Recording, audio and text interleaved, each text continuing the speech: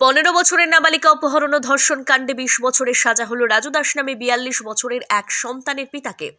18 জনের সাক্ষ্য বাক্য গ্রহণের পর দোষী সাব্যস্ত করে 6 পক্সোকো ধারায় বিলোনিয়া জেলা এবং দায়রা আদালতের বিচারক গোবিন্দ দাস বৃহস্পতিবার দুপুরে রাজু দাসের 20 বছরের কারাদণ্ড, 10,000 টাকা জরিমানা এবং অনাদায়ে 2 বছরের কারাদণ্ডের রায় ঘোষণা করেন।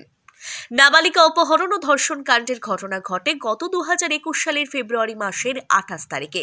রাজু দাসের বাড়ি বিলোনিয়া থানাধীন ঈশ্বরচন্দ্রনগর এলাকায়। ঘরে বিবাহিত স্ত্রী সহ একটি কন্যা সন্তান রয়েছে। 15 বছরের নাবালিকার সাথে পরিচয় হয় মামার বাড়িতে। পরবর্তী সময়ে নাবালিকাটি চোত্থাখোলা বাজারে উৎসবে আসার পর সবার অলক্ষ্যে নাবালিকাকে অপহরণ করে নিয়ে যায়। নাবালিকার পরিবার অনেক খোঁজাখুঁজির পর নাবালিকাকে না পেয়ে রাজনগর পিয়ার বাড়ি থানাতে মামলা দায়ের করে। এরপর বিলোনিয়া থানার পুলিশ তল্লাশি চালিয়ে রাজু দাস সহ নাবালিকাকে উদ্ধার করে নিয়ে আসে থানাতে।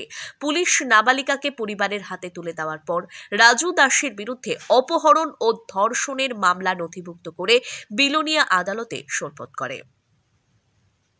দীর্ঘ 4 বছর পর নাবালিকা অপহরণ ও ধর্ষণ কাণ্ডের ঘটনার সাথে জড়িত অভিযুক্ত রাজু দাসের বিরুদ্ধে সাজা ঘোষণা করেন বিলোনিয়া আদালতের বিচারক।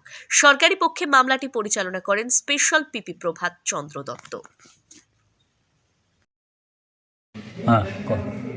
আমি Shri Prabhat Chandra Dutta, special PP, special court Belonia.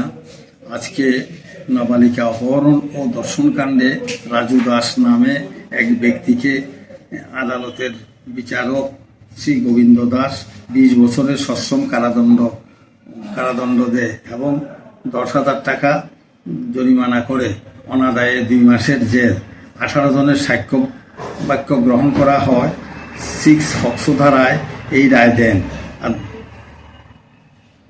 কবে হয়েছিল ঘটনাটা? ঘটনাটা হয়েছিল 28/2/2021 তারিখ। নাবালিকার পরিবারের পক্ষ থেকে কি মামলা করা হয়েছিল? নাবালিকার পরিবারের পক্ষ থেকে মামলা করছে। কোন থানাতে মামলা করছিল? পিয়ারবাড়ি থানায়। পিয়ারবাড়ি থানাতে মামলা করছিল। রাজু দাসের বাড়ি কোন জায়গায়? রাজু দাসের বাড়ি বিলোনিয়া সুকান্ত বলে।